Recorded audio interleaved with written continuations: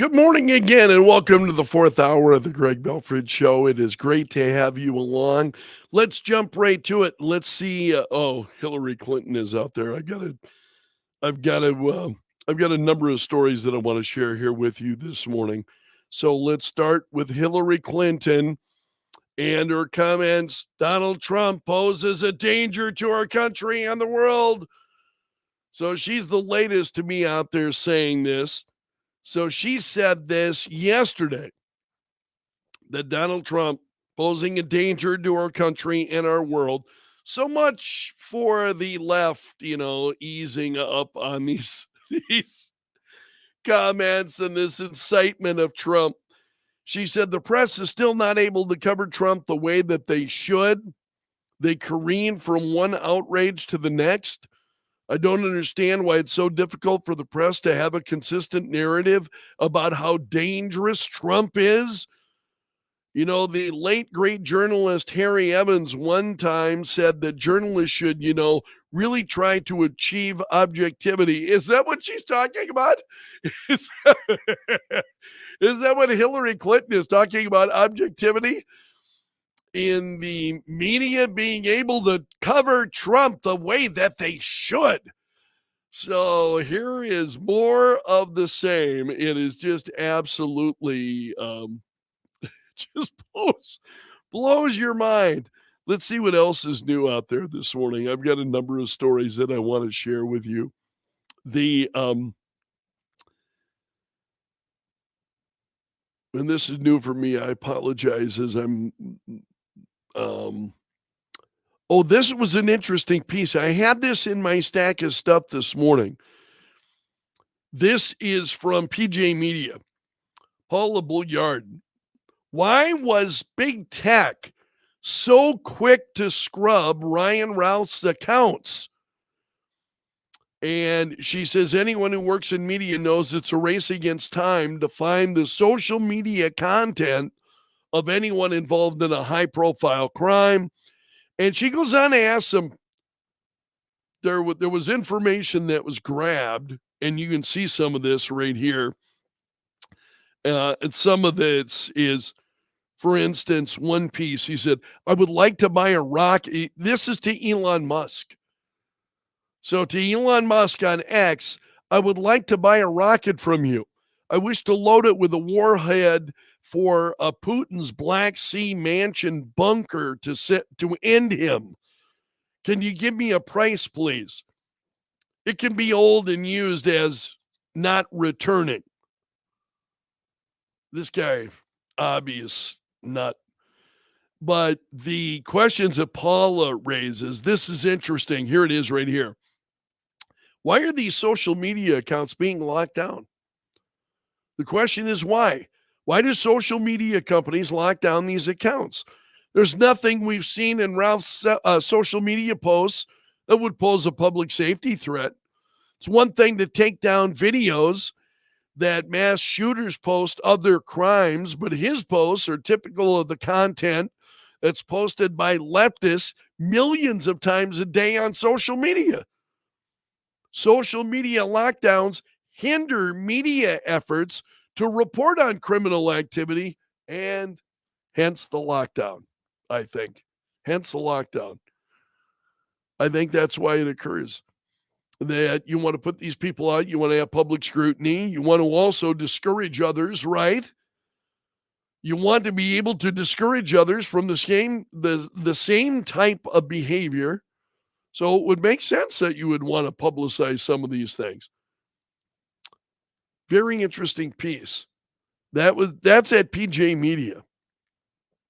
Axios had several stories that I also wanted to share with you this morning. There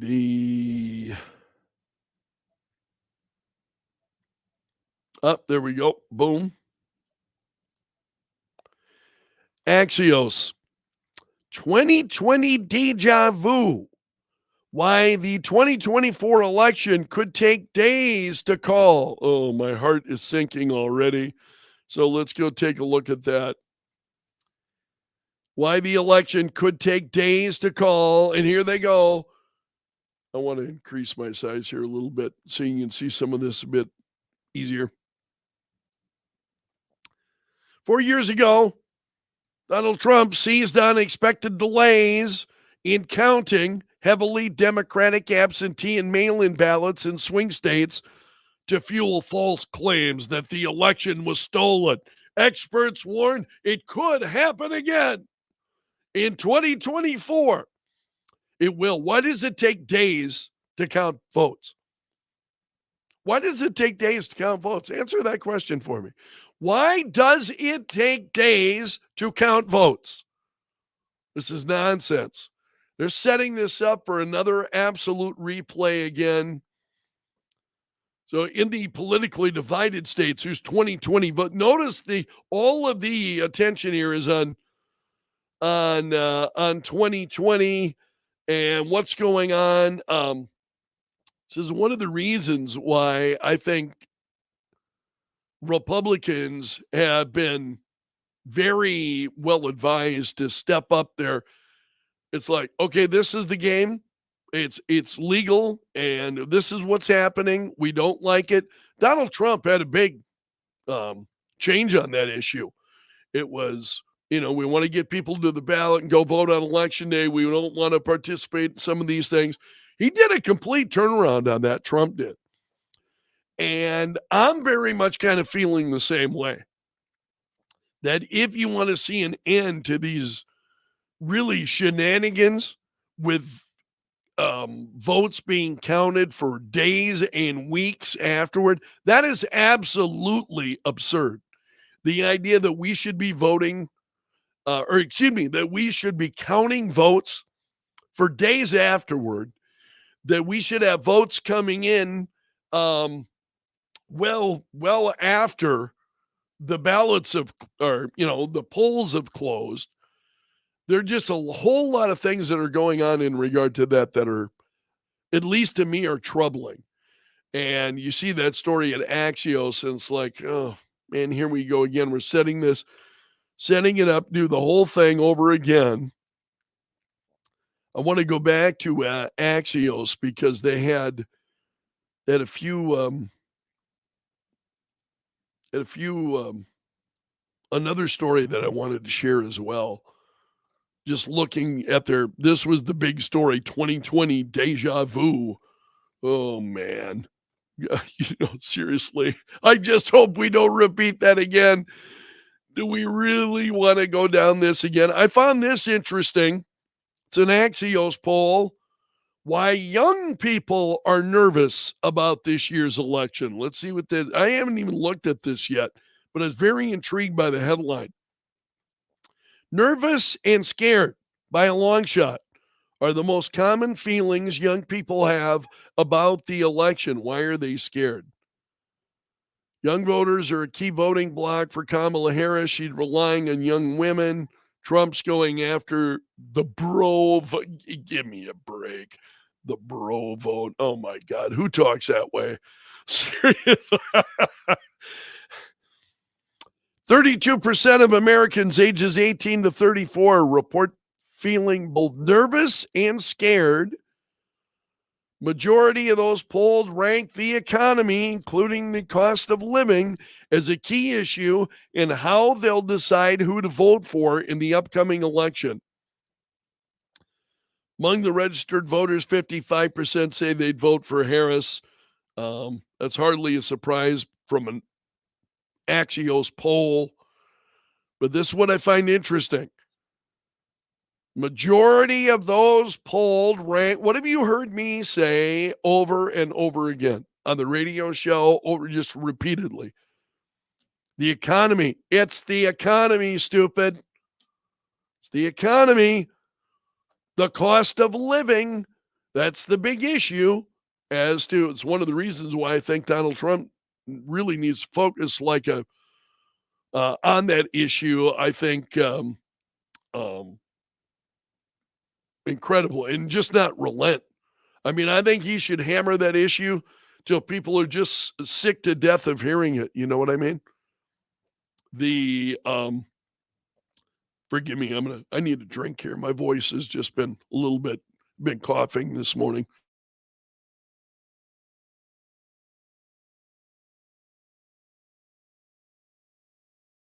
Okay, that's just water. I don't want you thinking I'm drinking, vodka or anything. Just water. That's all it is. The, but the economy, no q absolutely no question about it, and I think Donald Trump, when it comes to the issue of the economy, um, that's a winning subject for him. He's done it before, he can do it again, and, despite what we talked about on the air this morning with the, second assassination attempt and this guy laying in wait for 12 hours, that is just absolutely incredible that could happen. Certainly is a big story. So I think also, I think it's important to talk about what is fueling that kind of outrage that now we are seeing these people who will take it upon themselves. And we've seen it with Donald Trump twice in the last 2 months, that they go after Donald Trump in an attempt to kill him. And this latest, the guy wanted to catch it on GoPro. He thought he was going to be a hero. It's just really, really kind of troubling. But despite that, I hope that, again, excuse me here.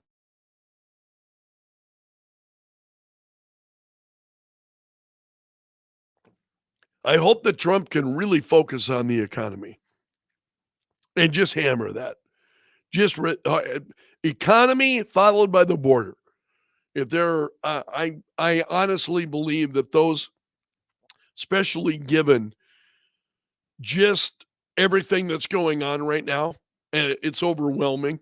There are just so many things. Um, it's easy to get caught up in it and to get lost a little bit in it. And this is where I think just go to Main Street. Just keep these issues relatable to Main Street and what's going on Main Street. Um, that that strategy is going to resonate with a lot of Americans. And the rest of this, then you start getting really inside of politics.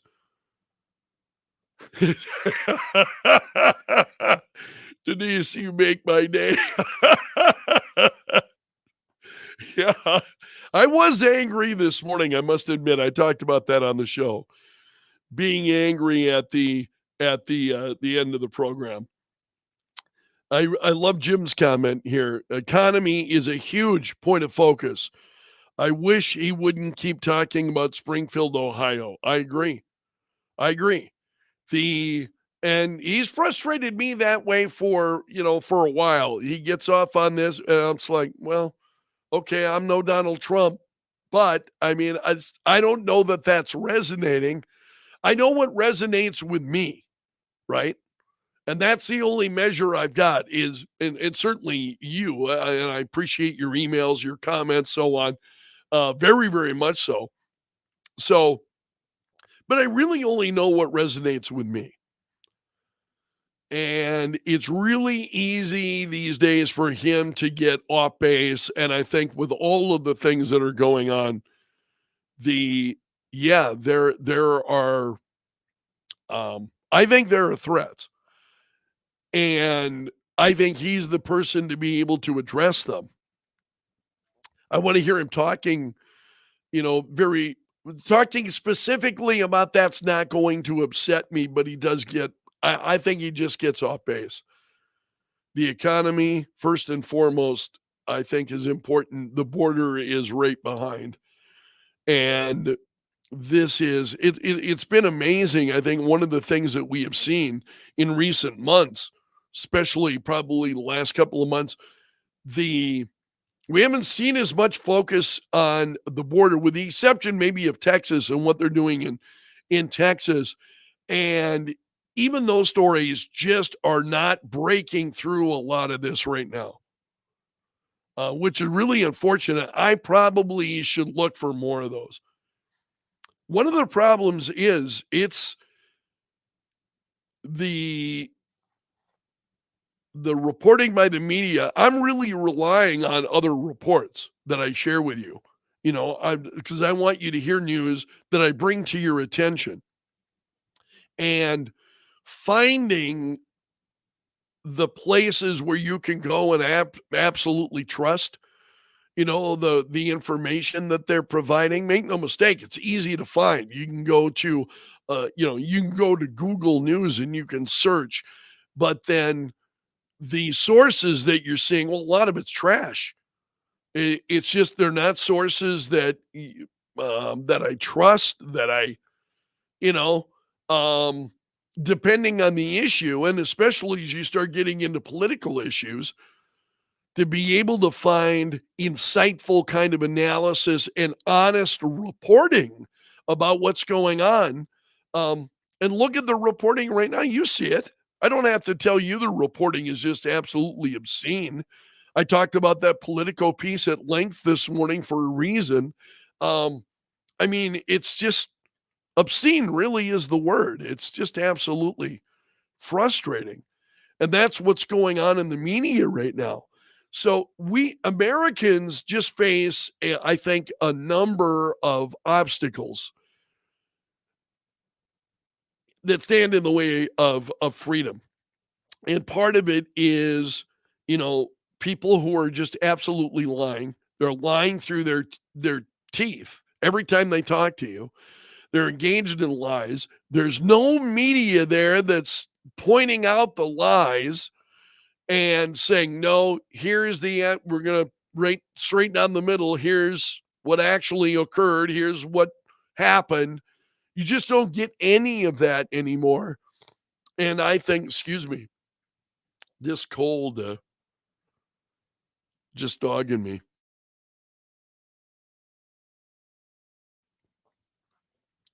You just don't, you just don't have that voice saying, here's what's going on. Here's an objective viewpoint of what's happening. And in the midst of all of this, I mean, it's chaos. You and I are living in times of chaos. And I don't know that we've ever seen this before. I think, have there been periods in terms of political violence and so on? Yeah, we've seen that. We saw that in the 1960s. One of the things we didn't have in the 1960s, social media. You didn't have social media.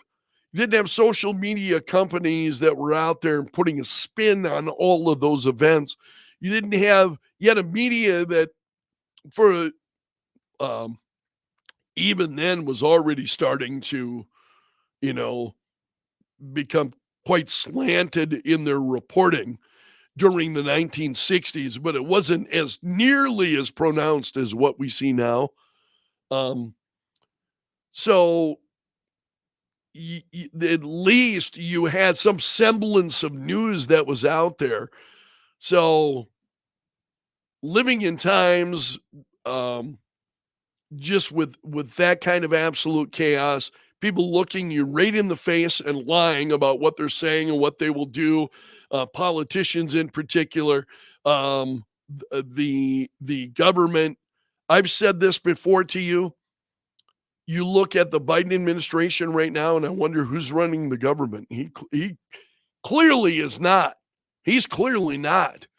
So who is running the government? Who are the people inside the government who are running the everyday, day-to-day operations of the federal government? Those things are really deeply concerning. And we've not faced those as a country, certainly not in the way that we are right now. And just a host of things that I think make it tough for you and me to even look at news events and say, you know, because depending on um, sources that you go to, it's one of the reasons that I use Free Spoke each morning, is then you can see a story from a variety. For those of you who haven't seen Free Spoke, let me pull it up for you here. I've got to open a window here, but this is, I think, a really great website. They've got a search engine as well. I'm going to pull it up so you can take a look at it.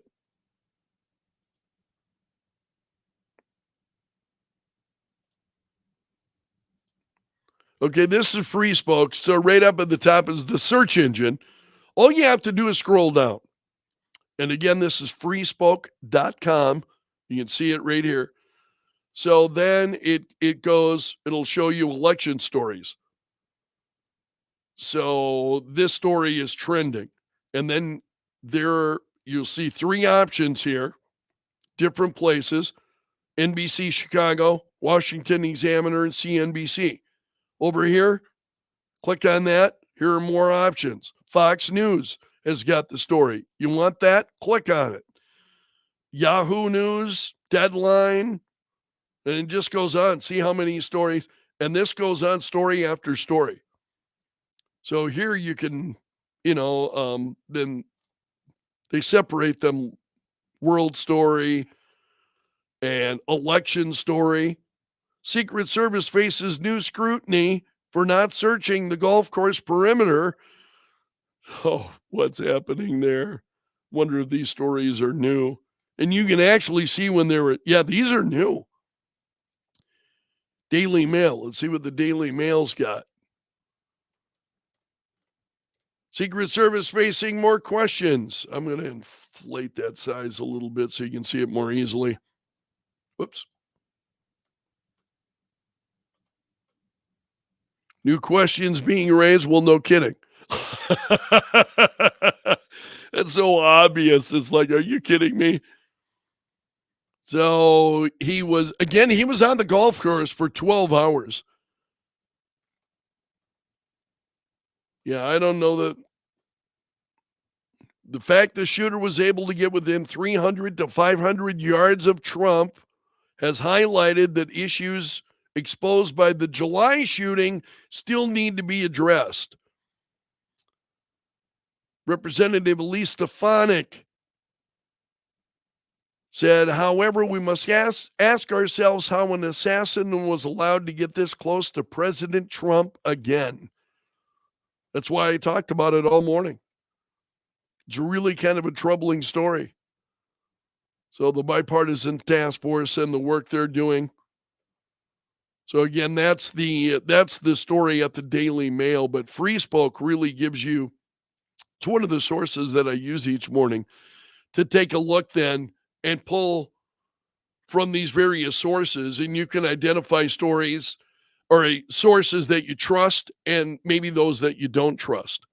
And then I've got a handful of sources that I use on a daily basis, regardless, that I go to their websites and see what they've got, see what their top stories are, take a look at those. But Free Spoke really gives you, I think it's a great tool. Certainly is for me in preparing the radio show each morning. Denise said, no, I've not. Denise asked if I've tried all sides. She likes it because they will take our articles from all outlets and summarize them. John saying the liberal media and the left welcome purely emotional responses, and their facts are just feelings. Yeah, a lot of them are. It's it's pretty incredible. So Denise, I'll take a look at all sides. I have tried a number of different services, and some of them do not live up to their expectations. I'm saying of some of the services that I've looked at, that they promote themselves as what, this and this and all that in a bag of chips. And then you go and look and not so much, not so much. Let's see what else I had. I wanted to share. I think I had pulled up some other stories that I had intended to, this is the Washington Examiner had a couple of stories. This is the front page of the Washington Examiner this morning. Difficult proposition why Trump may have a hard time finding legal talent for the 2024 election. So let's click on that, take a look. I looked at this one earlier. Do I already have that open? Why is that not? There it is. What is the problem that he's having? So Trump and his allies, here's what they say, but the fallout of more than 60 failed election challenges in 2020, coupled with indictments against him and his attorneys over attempts to use the alternate electors, subvert, then basically what they're saying is that it undermines Donald Trump's chances then to be able to find legal representation moving forward, is what they're saying. Conservative lawyers have acknowledged it may be a more difficult proposition for Trump to find top legal talent because the bar associations across the country have been captured by the left. Oh, lovely. Oh, this is an attorney, former member of the Federal Election Commission, says all these prosecutions, all those disbarments are a complete abuse of the law, the legal system, and an abuse of the professional licensing system for lawyers. Hardly a shock, given what we see. I mean, the abuses that we see happening.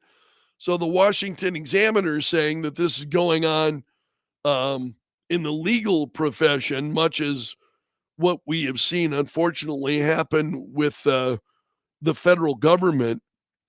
There was another story there. Forgive me. I should have just backtracked here on this Washington Examiner story. Let's hit the back button because this also caught my eye. The left's rhetorical blind spot. This is from the editorial staff of the Washington Examiner. There have now been 2 assassination attempts against Donald Trump in just over 2 months. What's the response of the Democratic Party and its media allies? Answer: blame Trump rather than their own extremist rhetoric. And they go on to say some of the language is used in politics that it's used also in sports media. They go on to say what one does not see in sports, however, is comparisons to Adolf Hitler and Benito Mussolini or the routine labeling of an opponent as a dictator. That, however, is what the Democratic Party and its allies, media allies, have been doing to Donald Trump and the Republican Party for years. Former Secretary of State Hillary Clinton, former Senator Claire McCaskill, both outright compared him to Hitler himself. Yeah, absolutely, she did and is still doing it. I mean, it's just that just continues over and over again.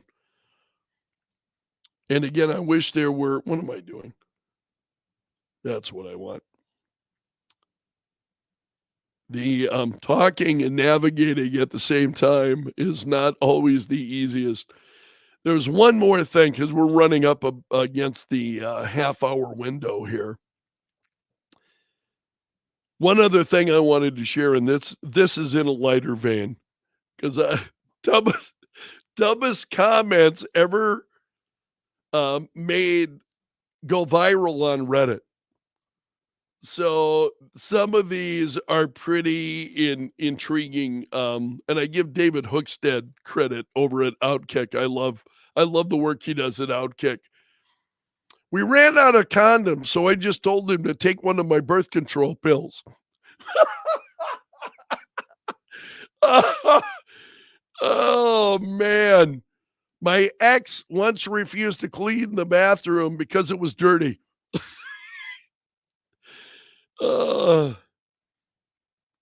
Some of these are pretty funny. My cousin was not the sharpest tool in the shed. He was convinced he could have unprotected sex with any women as his current girlfriend was pregnant. So there was no risk that he could get another girl pregnant.